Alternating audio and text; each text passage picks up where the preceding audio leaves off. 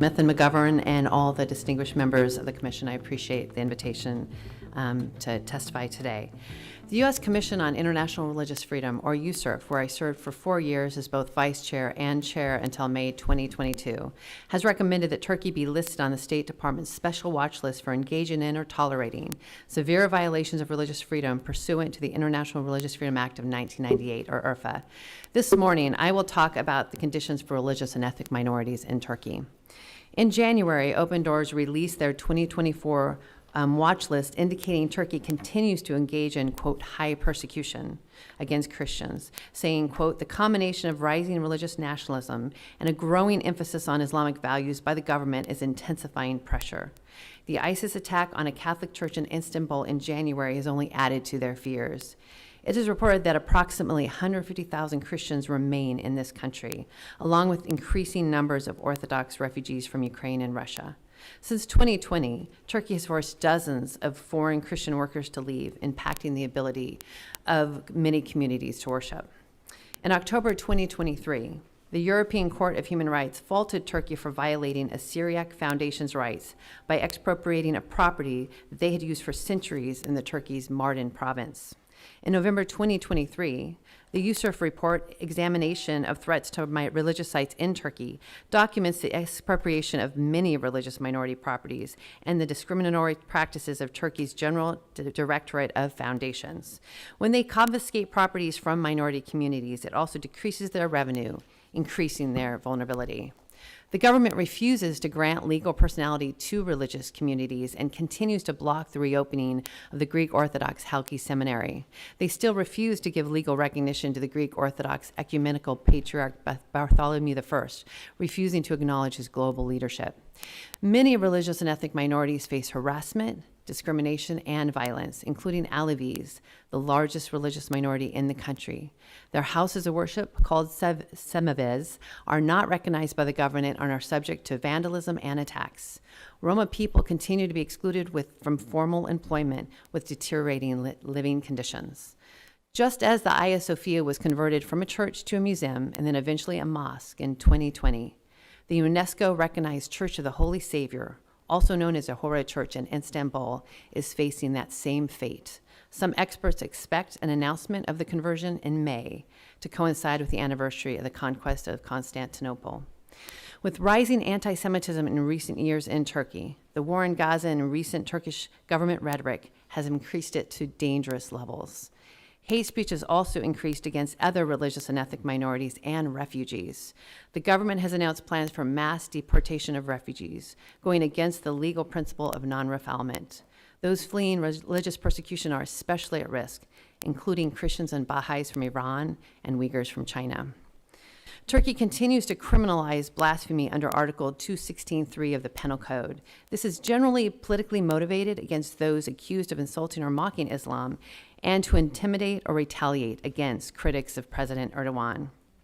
Kurdish communities had robust democratic municipal governance until 2016, when President Erdogan used emergency powers to amend Law 5393 with Decree Law 674 allowing the removal of Kurdish mayors, replacing them with trustees from Ankara. This began after the collapse of the 2013 through 2015 peace process, negotiations to settle the Kurdish question and end hostilities between the Turkish government and the Kurdistan Workers' Party, or the PKK. In March, Erdogan's Justice and Development Party, AKP, as you just heard, lost badly in municipal elections.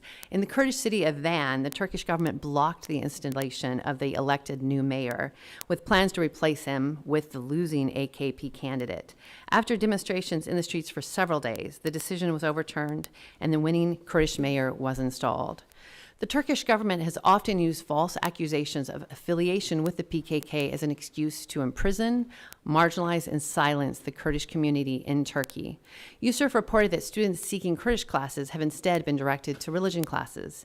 They have even arrested imams for preaching in Kurdish, equating it with terrorist activity. Each year, Kurds are harassed and detained for simply attending Nowruz celebrations. This March, 200 were detained. One reported being held in a van for hours while subjected to intrusive and brutal body search. There are multiple accounts of Kurdish journalists as you've heard, arrested in the past few months for reporting on worsening human rights violations in Turkey, some facing long prison terms. President Erdogan has especially targeted any perceived Kurdish political opponents, imprisoning the leading Kurdish leader, Selahattin Demirtas, as you just heard, since 2016. He was a former co-chair of the People's Democratic Party, or the HDP, recently renamed the People's Democracy and Equality Party, or the DEM.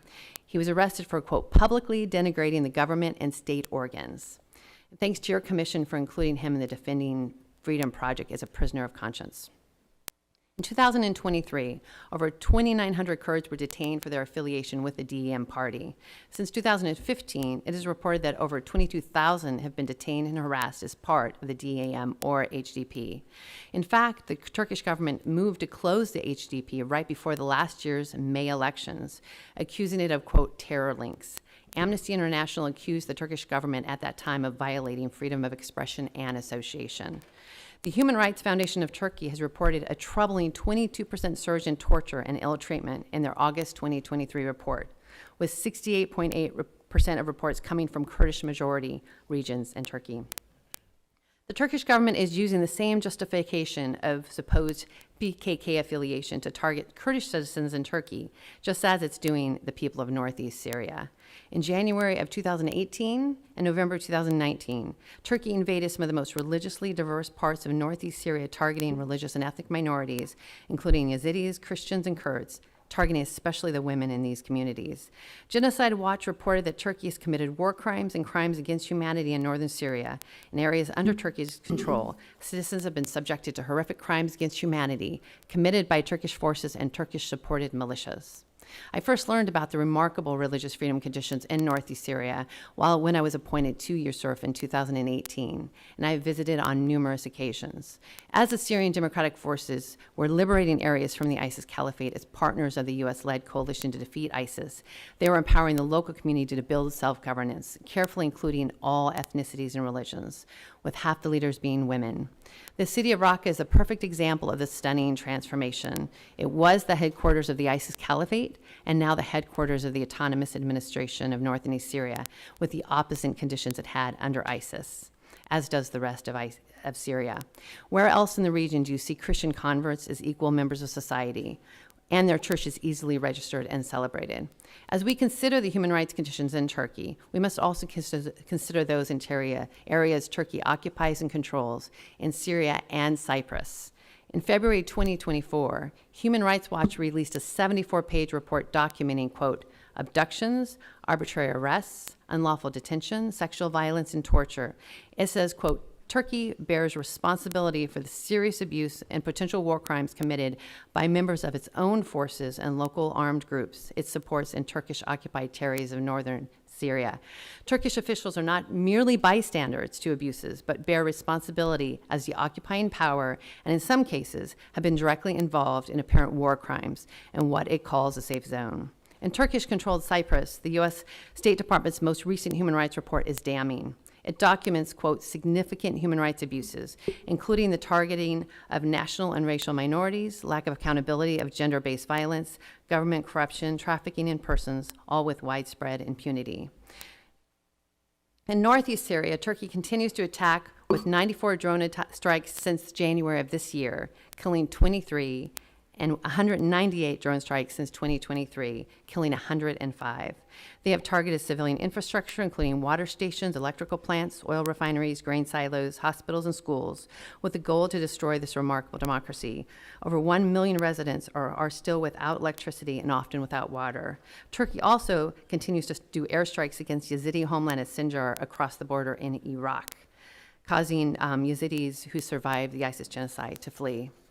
Turkey's violence has also created chaos, allowing ISIS to rise again, with 69 confirmed ISIS attacks in central Syria this last month. The silence of the U.S. government has been shocking, especially since Turkey's actions are against our own goals in Syria. President Erdogan has announced plans to invade northeast Syria this summer, which will include most of the religious and ethnic minority areas left in the region, impacting Syriac Assyrian Christians, Christian converts, Yazidis, Kurds, Armenians, Alawites, Circassians, and others. And this will force the last of one of the oldest Christian communities in the world to flee or stay and face genocide. As Turkey seeks a green light from Iran for this invasion, what is President Erdogan offering Iran for its support? Would Turkey allow the land bridge from Iran and Iraq through Syria to Lebanon and Israel? I urge the U.S. Congress to put pressure on this administration to stand against Turkey's attacks on northeast Syria and to stop any potential invasion. Without using military action, the U.S. can make the cost too high for Turkey using diplomacy, economic actions, and sanctions.